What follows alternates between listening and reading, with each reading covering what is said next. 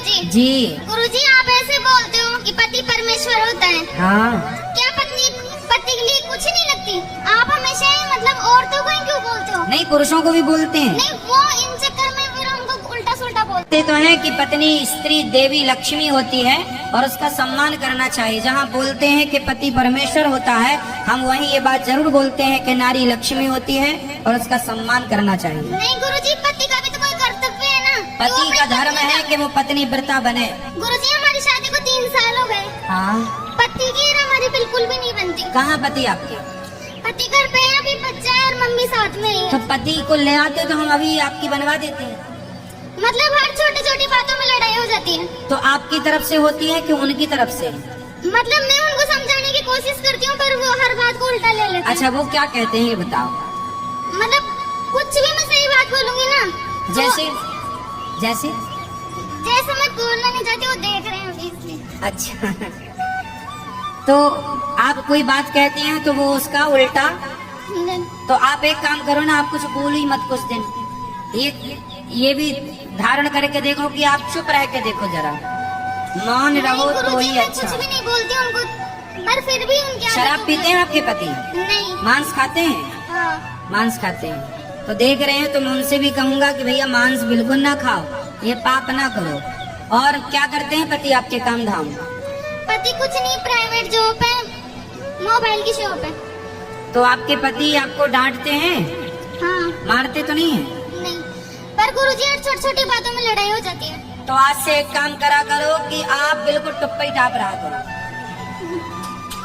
पति कुछ भी बोलेगा, लड़ने के लिए कितने लोग चाहिए बताओ? लड़ने के लिए कितने लोग चाहिए? 2। कम से कम लड़ने के लिए कम से कम 2 लोग चाहिए। 2 लोगों का बोलना जरूरी है। अब वो जितना चाहे बोलने दिया करो, आप बिल्कुल अपने आप को चुप रखो और उनको बोलने दिया करो। जब वो बोल के शांत हो जाए, उनका गुस्सा ठंडा हो जाए, तब फिर ठंडे दिमाग से आप जवाब दे दिया करो। आपको सोचने का मौका मिल जाएगा शांति से। तो गुरुजी कुछ ना बोलो तो ही अच्छा है। आप हमेशा ही मतलब औरतों को ही क्यों बोलते हो? नहीं, पुरुषों को भी बोलते हैं। नहीं, वो इन चक्कर में फिर हमको उल्टा सुल्टा बोलते हैं। वो फिर क्या बोलते हैं? मतलब औरत तो चुप रहे, वो कुछ नहीं, उन्हें भी बोलना अब आप ले आते तो हम आपसे ज्यादा उन्हें समझाते, पर आप लाए कहाँ हैं? अब समस्या तो ये है ना कि आप लाए नहीं उनको। लाते तो हम उनको आपसे ज्यादा समझाते और आज ही ठीक करके भेजते, बिल्कुल आज। ठीक है, धन्यवाद। अब जब आना तो साझ में लेके आना, गारंटी ले रहे हैं हम कि आप दोनों को ठीक करके भेजेंगे। आपके पति को, आप तो ठीक है ही हो, आपके पति को ठीक करने के लिए आशीर्वाद दीजिए गुरुजी। खुश रहिए। राधे राधे गुरुजी। राधे राधे। गुरुजी मेरी प्रॉब्लम ये है कि मैं मानती सबको हूँ पर विश्वास किसी में नहीं रखती। तो फिर मानने से अर्थ क्या हुआ? वो इसलिए कि मैंने अपनी जिंदगी में इतना संघर्ष किया है, इतना खुशियों को दिन रात मेहनत करके हासिल करने की कोशिश की। आज सब कुछ है लेकिन फिर भी खाली हाथ खड़ी हूँ। कुछ भी नहीं है मेरे पास। क्या नहीं है? घर परिवार मेरा सब कुछ बिछड़ गया। कहाँ पति आपके? शादीशुदा हूँ मैं, 2 बच्चे हैं मेरे, एक बेटा एक बेटी है।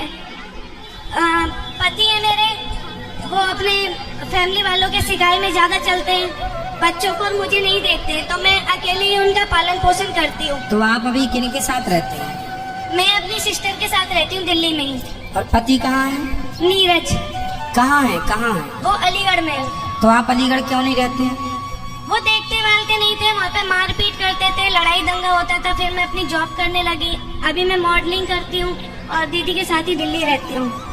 ठीक है, अपना काम करो, अच्छा है, पर पति से दूर रहने में दूरियां बढ़ती चली जाएंगी। नहीं, ऐसा हुआ कि कोई और आ गया उनकी जिंदगी में। तो आप छोड़ के चले आएंगे तो वो तो बैठ जाएगी।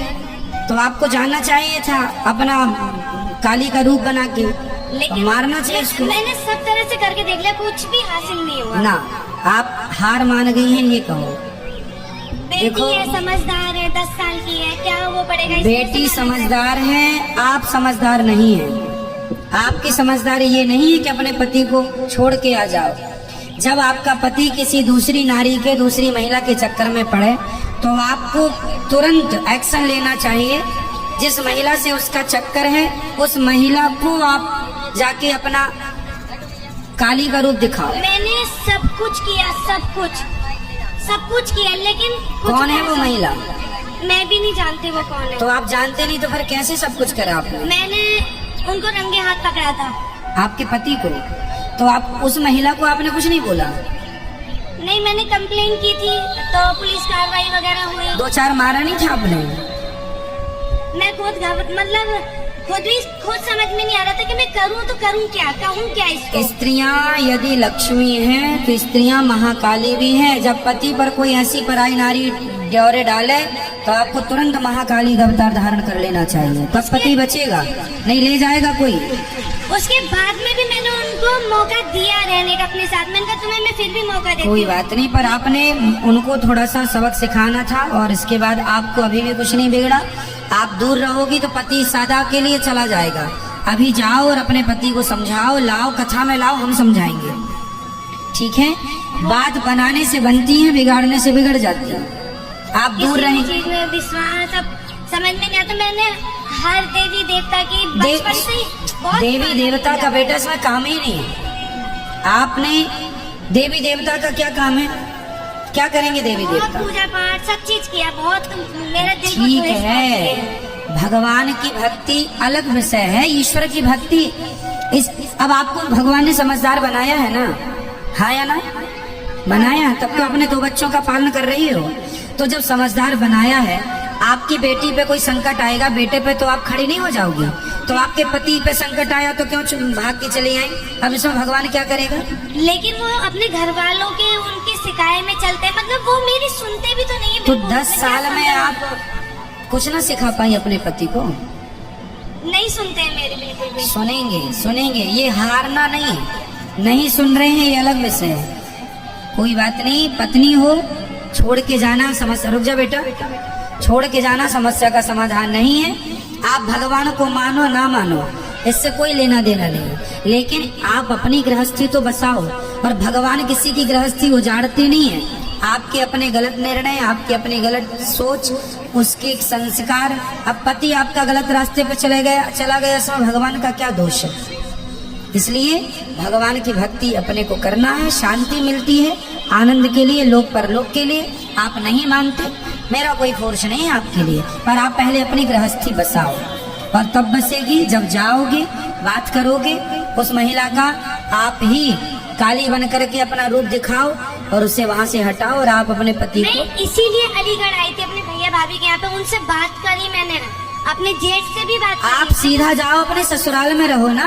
आपको भगा के थोड़ी लाया था, आपको तो शादी करके लाया था। तो रहो अपने ससुराल में। आपका घर, पत्नी का घर पति का ही घर होता है। आप अपने से जॉब करोगी, अपने से कमा, जिंदगी तो सब गुजार लेंगे।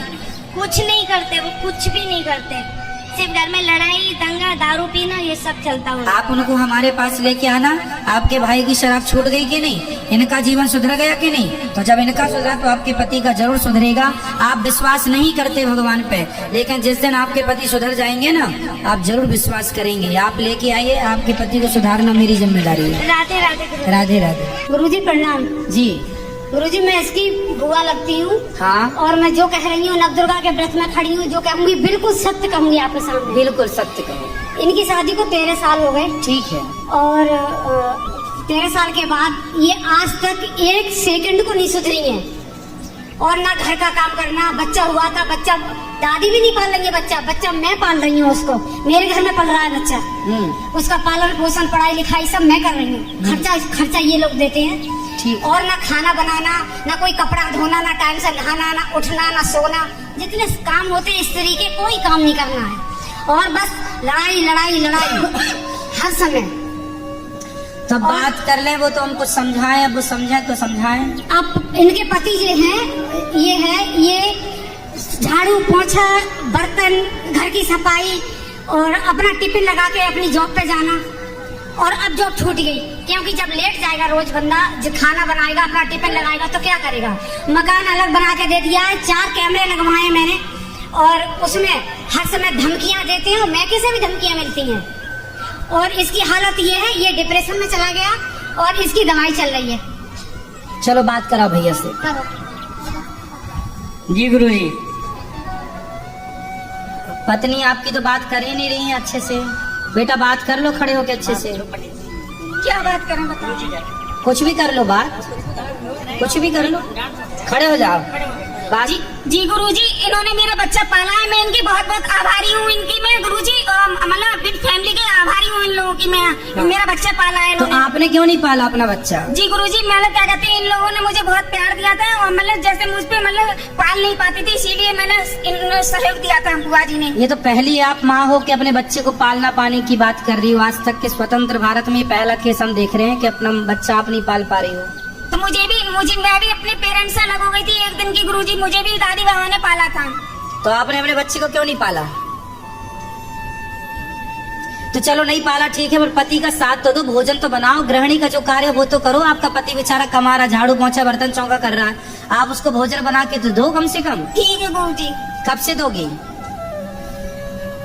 कब से क्या गुरुजी, अब जाएंगे तो। क्या क्या बना लेती हो आप भोजन में? बताओ क्या क्या बना लेती हो आप भोजन में, बताओ बेटा।